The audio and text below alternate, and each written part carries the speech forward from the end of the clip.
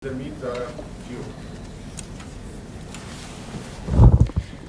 वालेकुम। Zarmeen Zahra from Geo news.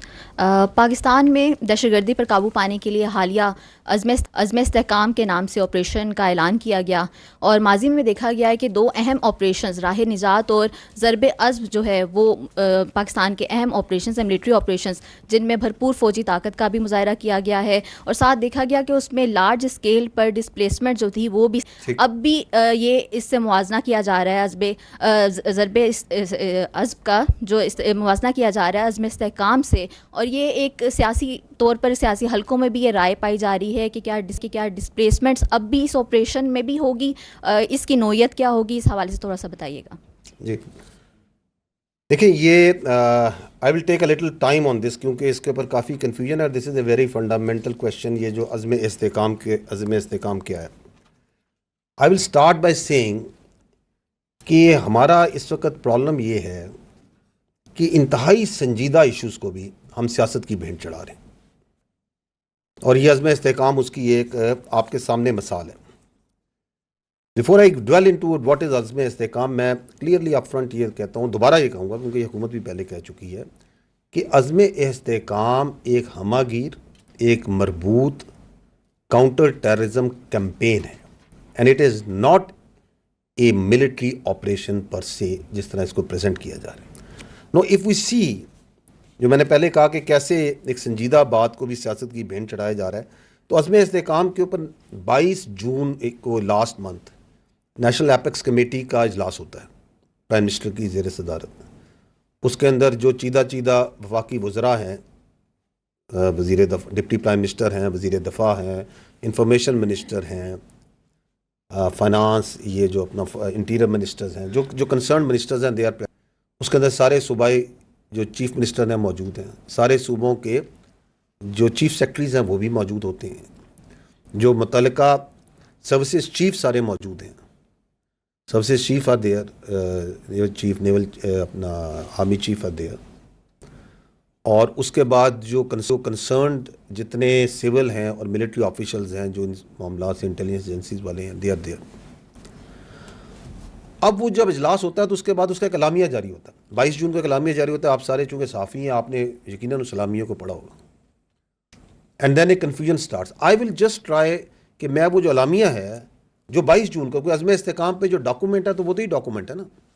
I will just go through the concern points, the important points in that. ये कहता है कि ये जो एपेक्स कमेटी का फोरम है, इसने कॉम्प्रिहेंसिव रिव्यू किया ऑनगोइंग काउंटर टेररिज्म कैंपेन का, और उन्होंने प्रोग्रेस जो multi domain tenants of the national action plan were scrutinised. तो नेशनल एक्शन प्लान तो 2014 में और रिवाइज नेशनल एक्शन प्लान तो 2021 में बना था, उसके जो इतने डोमेन्स थे उन्होंने उसको प्रोग्रेस को उन्होंने देखा और उन्होंने कहा कि आइडेंटिफाई की शॉर्टकमिंग्स जो उसकी इम्प्लीमेंटेशन में है, और इस बात पे जोर दिया गया कि एक ज़रूरत है, there is a necessity for a comprehensive and reinvigorated counter terrorism strategy. इसको भी बंद कर दें। फॉर ए काउंटर टेररिज्म की जो स्ट्रेटजी है उसकी ज़रूरत है, कॉम्प्रिहेंसिव और री इन्वोगरेटेड, जो कि बुनियाद की जाएगी on complete national consensus and system wide synergy. ये आप समझ रहे वो कह रहा है कि रिवाइज नेशनल एक्शन प्लान का अदा किया। उन्होंने कहा कि हमें एक कॉम्प्रिहेंसिव काउंटर टेररिज्म बनानी है नेशनल कंसेंसस करके, और इस डिस्कशन के बाद वो कहते हैं कि प्राइम मिनिस्टर ने अप्रूव किया एक reinvigorated and reenergise national counter terrorism campaign. तो क्या चीज़ है ये जो मैंने अर्ज की अभी भी? It's a campaign. किस चीज़ को? उन्होंने कहा री इन्वोगरेटेड एंड री एनर्जाइज। जो ऑलरेडी दहशतगर्दी कैंपेन चल रही है उसको री इन्वोगरेट और री एनर्जाइज करने की ज़रूरत है।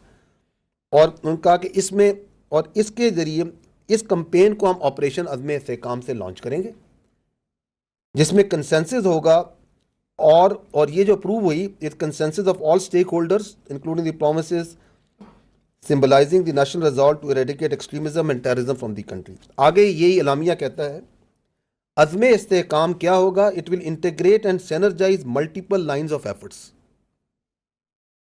To combat the menaces of extremism and terrorism in a comprehensive and decisive manner. फिर वो बताता है कि ये लाइंस ऑफ एफर्ट्स क्या हैं। ये इलामिया कहता है इन दी पॉलिटिकल डिप्लोमेटिक डोमेन होगी, जहां पे कोशिश की जाएगी कि टेररिस्ट की ऑपरेशनल स्पेस रीजनल कंट्रीज में कम की जाए। इसके अंदर जो काइनेटिक एफर्ट्स ऑलरेडी चल रही हैं उनको ऑगमेंट किया जाएगा with full support from the law enforcement agencies empowered bye effective legislation, कि वो तो चल रही हैं, उसको एम्पावर किया जाएगा through effective legislation to address legal voids that hinder effective prosecution of terrorism related cases and award of exemplary punishments to them। ये इसमें बात लिखी हुई है। आगे वो कहते हैं, ये लामिया कहता है the campaign will be duly complemented by socio-economic measures aimed at addressing genuine concerns of the people, create an environment that discourages extremist tendencies। तो एक सोशो इकोनॉमिक डोमेन का प्रॉन्ग होगा। फिर वो ये कहता है अगला, information space will be leverage to promote a unified national narrative बनाया जाएगा, उसको कौमी धारे का आपको पूरी कौमी लेवल पे एक नैरेटिव बनाया जाएगा। और आखिर में वो कहता है कि फोरम ने रीट्रेट किया that the fight against extremism and terrorism is Pakistan's war and is absolutely essential for the nation survival and wellbeing. और फोरम ने फिर ये कहा, और ये वो एपस कमिटीज के मैंने मेम्बरान आपको सारे बता दिए, that no one will be allowed to challenge the writ of the state without any exception। आप मुझे बताएं कि इसके अंदर कौन सा ज़रबे अज़ब, कौन से ऑपरेशन, ये क्या कह रहा है। और यही है आपके पास जो डॉक्यूमेंट है जो 22 जून की शाम को प्राइम मिनिस्टर ऑफिस से इशू हुआ है। Are you getting it what I am trying to say? This is that आप सबके पास है, आप अपने मोबाइल पे करें तो यू विल गेट इट। और उसके बाद एक नैरेटिव बनाया जाता है कि जी बहुत ऑपरेशन हो रहा है, लोगों को डिस्प्लेस किया जा रहा है, हम इसकी मुखालफत करते हैं। जब वो नैरेटिव आता है तो सिर्फ 2 दिन बाद 24 जून को प्राइम मिनिस्टर ऑफिस दोबारा एक एलामिया जारी करता है। अब मैं उसके भी चीज़ें आपको पॉइंट्स बता देता हूँ, क्योंकि आप आज दोबारा मुझसे सवाल कर रही हैं।